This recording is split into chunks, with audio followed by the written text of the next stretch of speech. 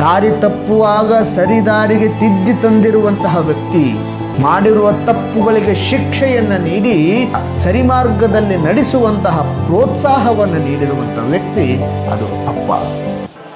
ಅವನು ಮಾಡಿರುವಂತಹ ಉಪಕಾರವನ್ನು, ಅವು ಮಾಡಿರುವಂತಹ ತ್ಯಾಗವನ್ನು ಮರೆತರೆ ನಾವು ಅದೆಷ್ಟು ಪಾಪವನ್ನು ಅನುಭವಿಸಬೇಕಾಗ್ತದೆ.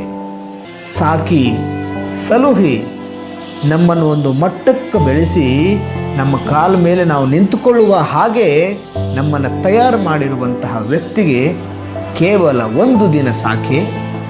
ಅವನನ್ನು ಸ್ಮರಿಸಲಿಕ್ಕೆ ಕೇವಲ ವರ್ಷದೊಳಗಿನ ಒಂದು ದಿನ ನಮಗೆ ಸಾಧ್ಯವಿಲ್ಲ.